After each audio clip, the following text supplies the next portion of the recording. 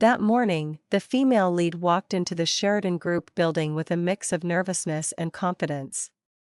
She had prepared her portfolio meticulously to apply for the position of CEO's secretary, a job many dreamed of.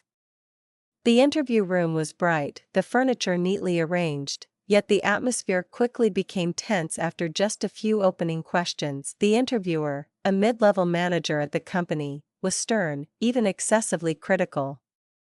He repeatedly asked probing questions about her experience, then implied that her resume was not impressive enough compared to other candidates.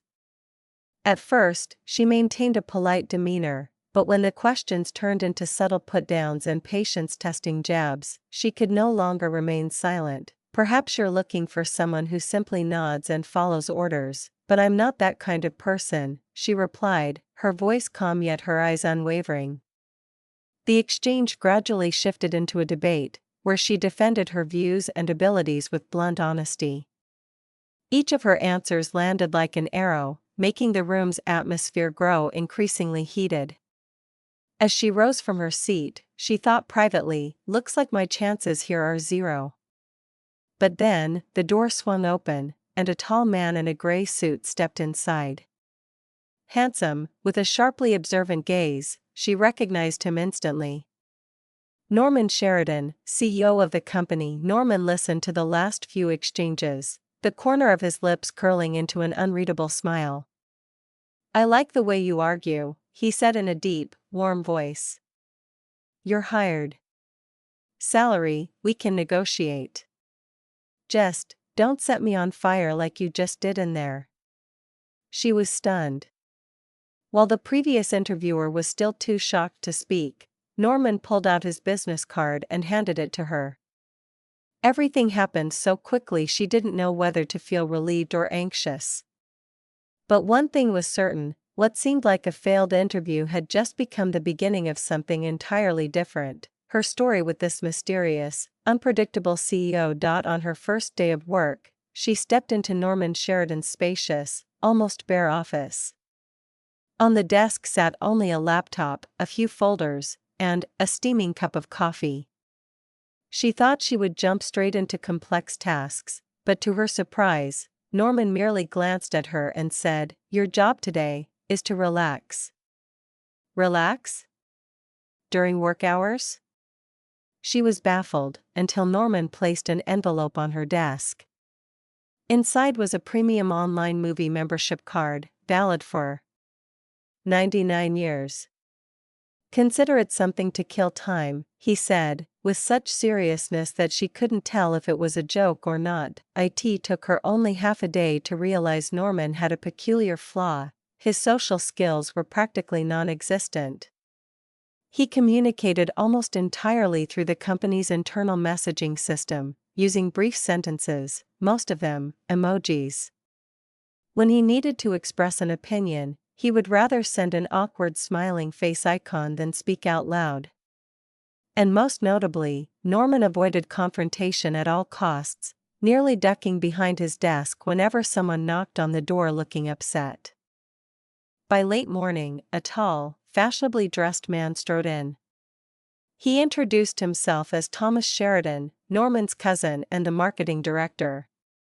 From the very first glance, Thomas radiated arrogance. Turning to Norman, he spoke in a mocking tone, "There's my dear cousin. I hear you've just hired a new secretary? Hopefully this time she's not just office decoration."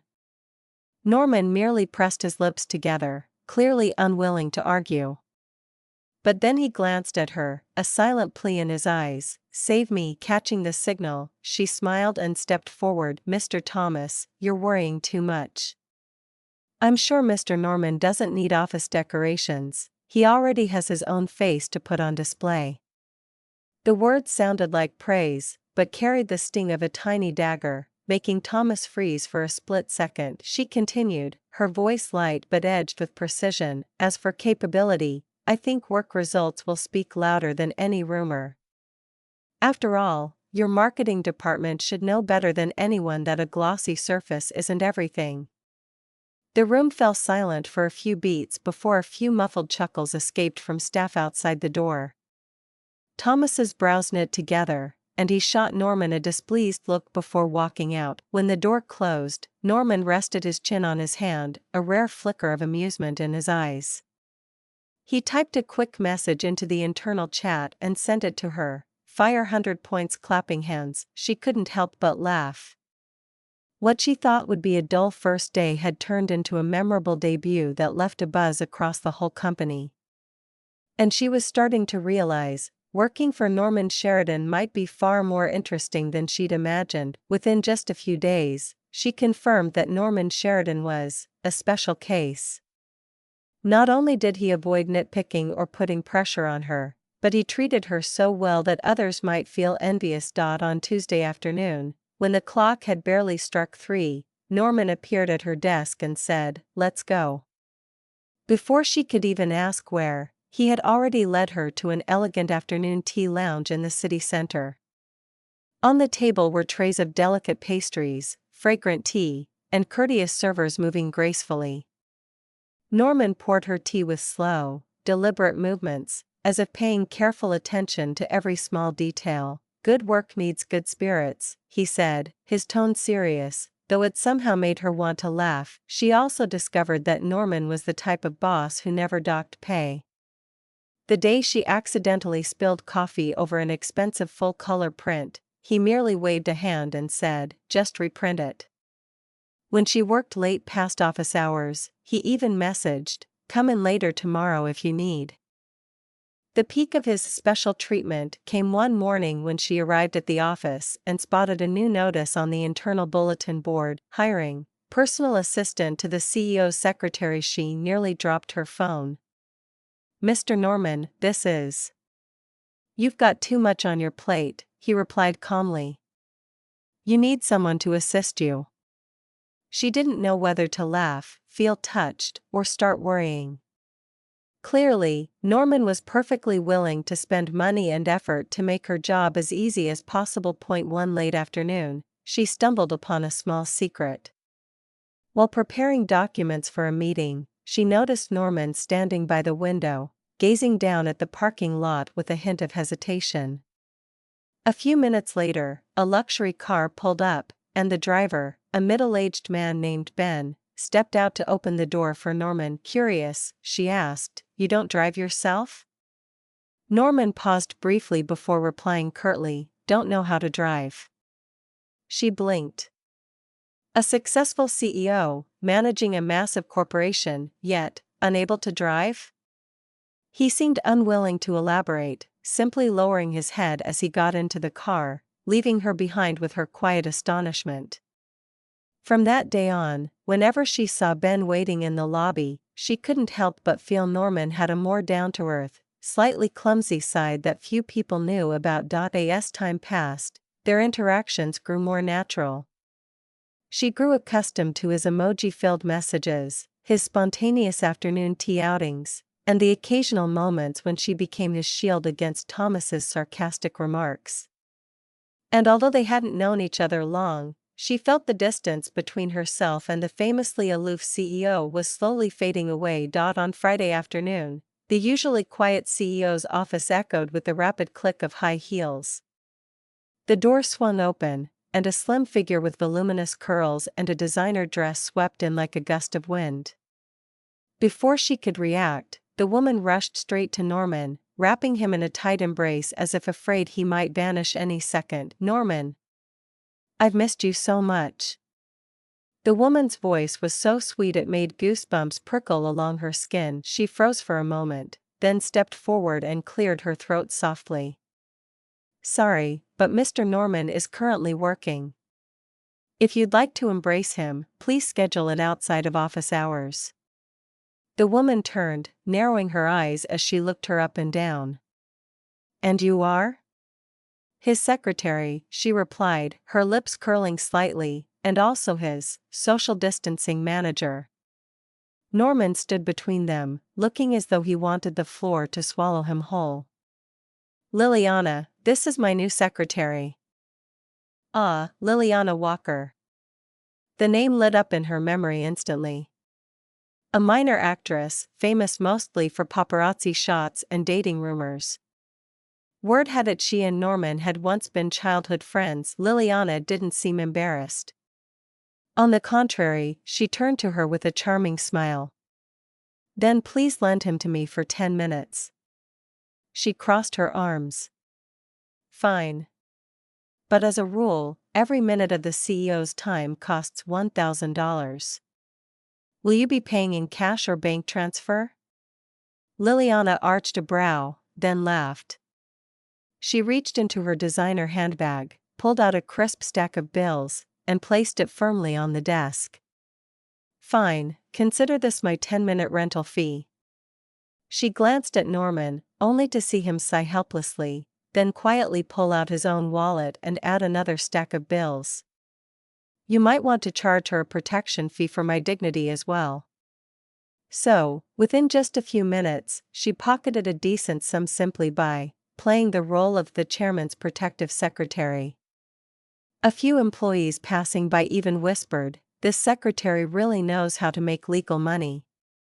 After that little scene, Liliana still showed up from time to time, but she no longer pounced on Norman with sudden hugs. Norman, on the other hand, grew quieter, occasionally glancing at her with an expression that was a mix of helplessness and mild amusement. A few days later, out of the blue, Norman said during their afternoon tea, "Do you want a villa?" She nearly choked on her tea. "What did you just say?" "A villa. I have one in the suburbs. If you like it, I'll give it to you," he replied matter-of-factly. She laughed. "Mr. Norman, I've been working here for less than a month. Accepting a villa sounds a bit over the top." "Then what do you want?" he asked, brows knitting slightly, as if he genuinely wanted to make it up to her for something. She thought for a moment, then an idea struck. "If you really want to give me a gift, turn it into a benefit for all the female employees, 2 paid days off every month for menstrual leave." Norman paused for a beat, then gave a small nod. "All right." Just a week later, the internal announcement was released. Female employees began looking at her with eyes full of gratitude and admiration. Some even brought her milk tea and desserts as thanks. She smiled to herself, thinking, "A villa would only benefit me, but this perk, an entire team benefits. That's way more rewarding." Norman, meanwhile, just sat in his office, sipping tea, occasionally glancing her way and shaking his head as if he couldn't quite fathom why she'd turned down an extravagant gift in exchange for something so peculiar. Yet deep in his gaze, there seemed to be a flicker of approval. After this menstrual leave revolution, she and Norman moved on to an even bolder plan, designing a comprehensive employee benefits policy. First, uniforms must include trousers as an option, no mandatory short skirts for women. She underlined the line in the draft. Norman, sitting opposite her, nodded, jotting notes while also doodling a series of smiling face emojis along the paper's margin. Next, maternity leave should be at least 1 month longer than the legal requirement, with postpartum psychological support included. Annual comprehensive health checkups, Norman added, free legal assistance for any employee who is a victim of domestic violence. She said firmly. The policy draft was completed quickly, but the moment it was presented to the board of directors, the atmosphere immediately exploded. "This cost is far too high," one member slammed the table. "This is unnecessary. We're a company, not a charity center," another said harshly just as she was about to speak up in rebuttal. Norman disappeared. After 5 minutes of searching, she found him, sitting curled up inside the filing cabinet in the room next door. She planted her hands on her hips. "Norman Sheridan, what kind of hiding is this supposed to be?" He looked up, his face unusually calm. "I am not good at confrontation. Ever since I was a child, my parents argued constantly. I always found a place to hide so I wouldn't have to hear them." His voice was soft, but it made her pause for a moment. In her mind's eye, she could suddenly picture a small boy huddled in a corner. "But this time, if you don't confront them, everything we've worked for will go down the drain," she said, trying to keep her voice steady. Norman was silent for a few seconds, then let out a quiet sigh and stood up. Wait here for me. 10 minutes later, the meeting room was still noisy when Norman walked back in, his expression no longer hesitant. Placing both hands firmly on the table, he spoke with resolute authority. These policies will be approved. We invest in our people, and they will stay and create long-term value. If anyone has objections, they can discuss it directly with me, right now. The room fell silent. A few eyes darted away, someone coughed lightly. Finally, the chairman of the board spoke slowly. Fine. But you take responsibility for the budget. Norman nodded. The meeting adjourned, and as he walked out, he exhaled like a man who had just finished climbing a mountain. You did well, she said with a smile. He replied by sliding over a note with a doodled smiley face. For the first time, she saw Norman not just as an eccentric CEO, but as a man who could fight when it mattered. The first official board meeting after the new policy took effect was tense as a drawn bowstring. On the giant screen, financial charts flashed, but most eyes were on Norman, waiting to see how he would defend his angel company. One executive started, "Welfare expenses are up 15% compared to last quarter. Sheridan, how do you intend to explain this?" Norman remained calm, clicked the remote, and switched to the next slide. The quarterly revenue chart appeared, the curve clearly rising. Revenue is up 22% compared to the same period last year. Employee turnover is down 40%. We've also received more than 1,500 job applications in the past 2 weeks alone, including many senior candidates from rival corporations. He raised an eyebrow. You think these numbers are connected to the new policy? Norman didn't answer immediately. Instead, he projected a series of news headlines onto the screen. Sheridan Group, where employees are protected like family, pioneering company supports victims of domestic violence, humanitarian policy elevates brand image. He smiled. We're not just selling products. We're selling an image. And this image brings in tangible profits. Another member cut in. But if the economy goes into recession, these benefits will become a burden. Norman replied instantly, his voice still calm but sharp. If the economy struggles, humanitarian policies become an even stronger reason for talent to stay. Training a new employee costs over 30% more than retaining an experienced one. We're making a long-term saving. The atmosphere in the room began to shift. A few people started to nod, the murmurs of dissent quieted down. She, who had been silently observing from the corner, curved her lips slightly.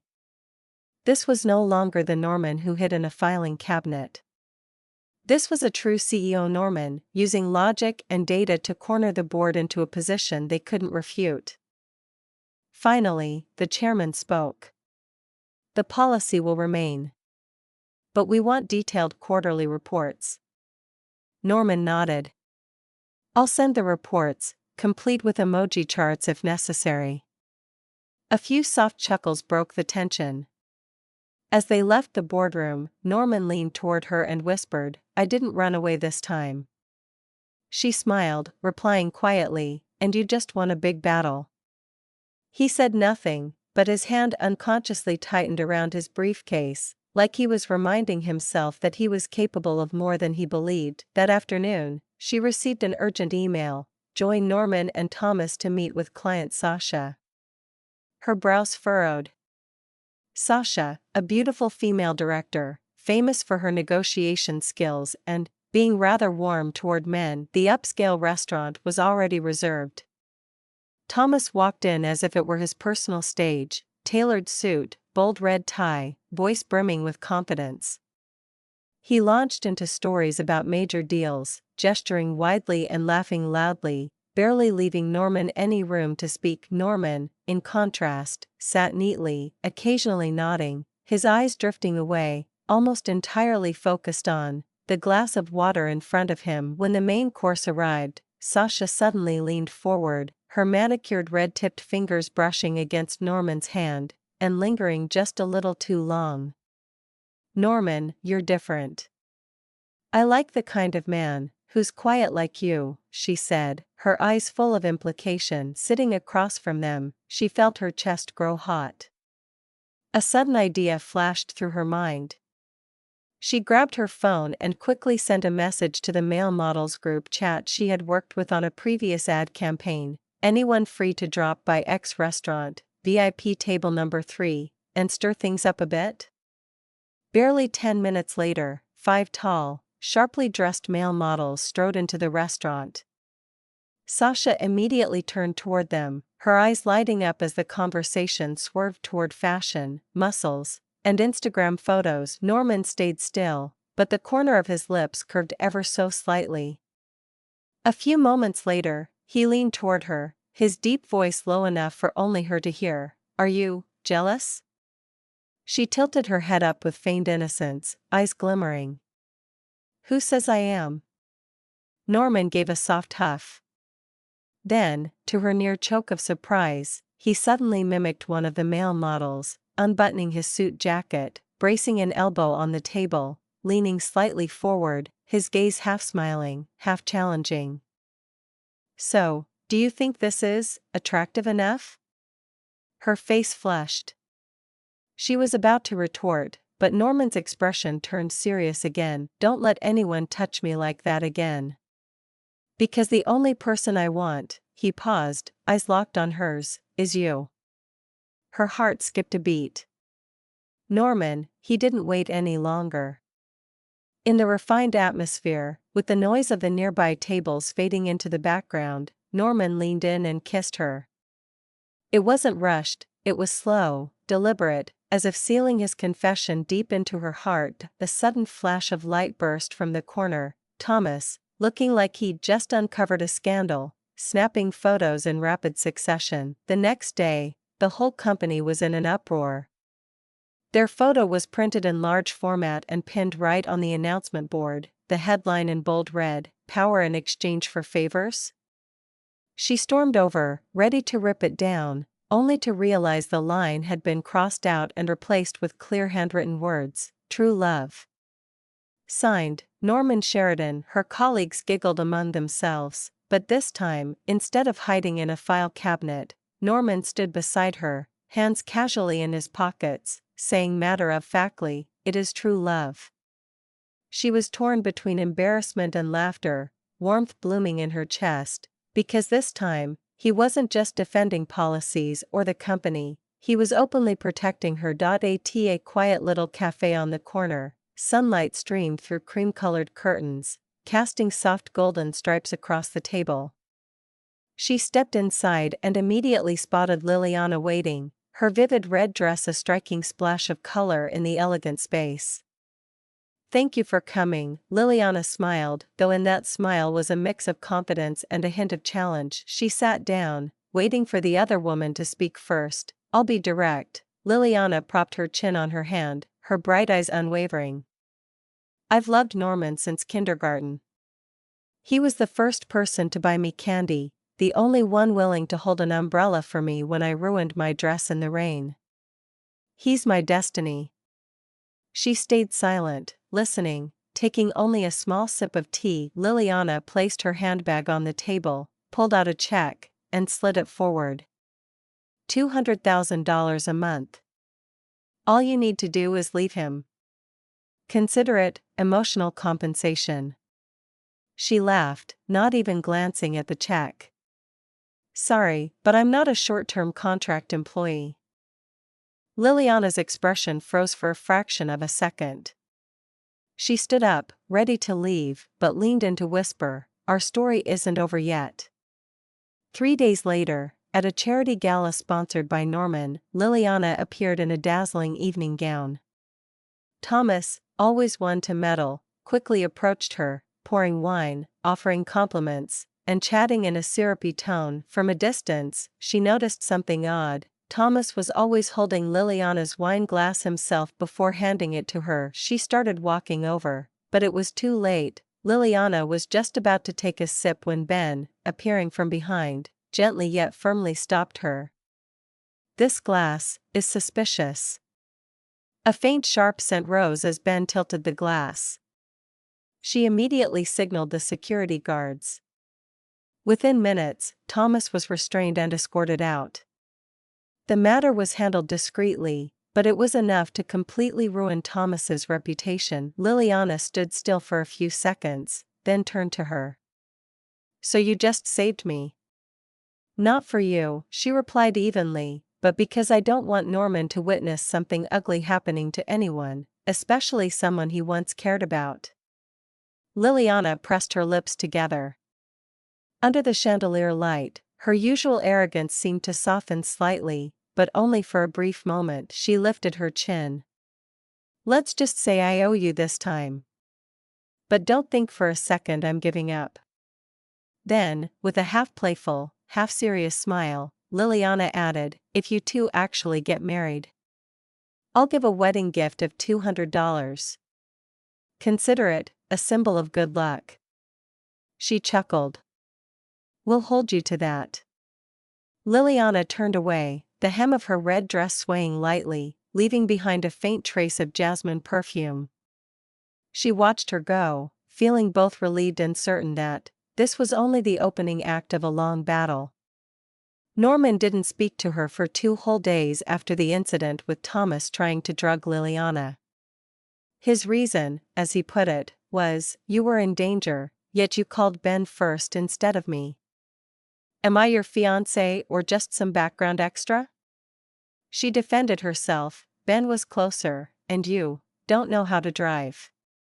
That single sentence was enough to ignite Norman's resolve.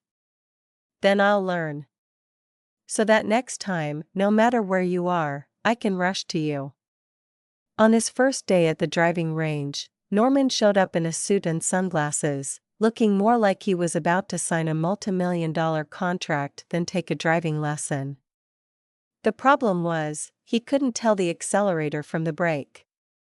Every time the car lurched forward, the middle-aged instructor clutched the steering wheel with the expression of a man silently praying to live another day. By the 3rd day, Norman cheerfully invited her to join him for practical driving. The trip ended with him circling the parking lot 5 times without finding the exit. On the 5th day, he had learned to change gears, but developed the habit of honking at every single person who passed by. When she asked why, he replied casually, "Driving also requires networking." After 2 weeks, Norman finally passed the trial driving test. He drove her home and stopped perfectly in front of the gate. He turned off the engine, leaned back in his seat, and tilted his head toward her. "I learned to drive just for you. Now, I think I deserve a reward." She raised an eyebrow. "What kind of reward?" He smiled, leaning closer, his voice low and teasing. "Special treatment. Specifically, an encouraging kiss, plus the right to drive you to work every morning." She chuckled, but eventually leaned over and placed a soft kiss on his cheek. Norman immediately turned to her, his eyes gleaming with victory. "Good. But tomorrow, I'll be asking for an upgrade." Their trip to Norman's family home took place on a crisp winter morning. His family's villa sat on a hillside, surrounded by neatly trimmed rose gardens. She felt a bit tense, but Norman held her hand tightly and whispered, "Don't worry, they'll like you, and if they don't, I'll just like you twice as much." Norman's mother greeted them with a radiant smile, holding a beautifully wrapped gift box. "Welcome, dear. I've finally met the one Norman can't stop talking about." She opened the box to reveal a silk scarf embroidered with peonies, the very color she loved most. Norman's father shook her hand firmly, his eyes warm. Over tea, his mother accidentally revealed, "When the board once opposed you," Norman stood up and said, "If she goes, I go too." And everyone went quiet after that. She froze for a moment, glancing at Norman. He pretended to lower his head to sip his tea, but the corner of his lips curved slightly. So, the man who usually avoided conflicts could, at times, be ready to charge into battle for her. A few days later, they visited her family home in the suburbs. The red-tiled house had a yard full of apricot and chrysanthemum pots, ready for the Lunar New Year. The moment Norman stepped through the gate, he was surrounded by a crowd of relatives firing questions at him. He didn't look flustered at all. He even remembered everyone's name after hearing it only once. The biggest win, however, was Norman was instantly accepted by Bong, the boss of the yard. Bong hated strangers, yet within 10 minutes, the dog was resting its head on Norman's leg, tail wagging non-stop. "Looks like Bong has officially approved you as our son-in-law," her father joked, making everyone laugh. Throughout the visit, Norman showed no sign of weariness despite being grilled about his job, income, and future plans. He patiently answered every question, occasionally slipping in a few jokes to keep the mood light. She stood watching from the side, feeling a warm tide rise within her. Norman, who was usually shy with strangers, was willing to step out of his comfort zone for her. On New Year's Eve, both families gathered around a large feast. Outside, the occasional pop of firecrackers cracked through the night air. Her mother sat beside Norman's mother, chatting enthusiastically about recipes, while their fathers discussed ornamental plants. When the clock was only minutes away from the new year, Norman stood up and raised his glass. "I wish everyone good health, wealth flowing like water, and I promise not to crash the car when driving her to work." The table went silent for a beat before bursting into laughter. She blushed and gave him a light punch on the arm, but inside, her heart swelled with warmth. Outside, the fireworks began in full bloom. Everyone rushed into the yard, tilting their heads to watch the red, gold, and purple bursts explode and fade in the winter sky. The shimmering lights lit up the smiling faces and sparkling eyes of the people she loved most. Norman gently took her hand, pulling her closer. "You know," he said between the roar of fireworks, "this is the first New Year's Eve I've ever thought was beautiful, because of you." She laughed, though her eyes glistened. In that moment, between the laughter of their families, the glow of the fireworks, and the warmth of his hand, she knew one thing for certain: whatever lay ahead, they would face it together. The sky flared one last time, the dazzling light almost as if it wanted to etch this moment into the heavens, a moment of a new beginning, warm, happy, and whole.